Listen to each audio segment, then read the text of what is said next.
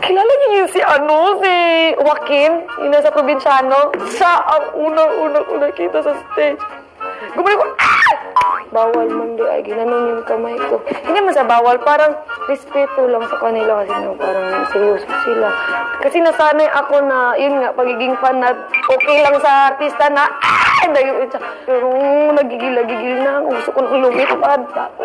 Kasi nakikita ko sa TV, tapos punta papasok kami ang lola ko rin, so na-excited kasi nahilig yung artista. May.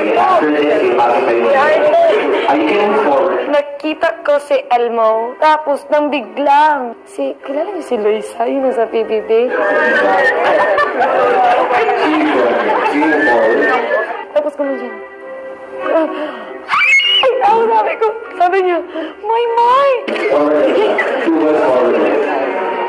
Masaya palagi.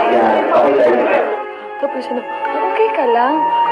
Kung alam nilang nararamdaman ko, sabihin pa niya na okay ako. Sobrang, pa rin siya, ano yung tawag niyan, parang keep on the ground pa rin si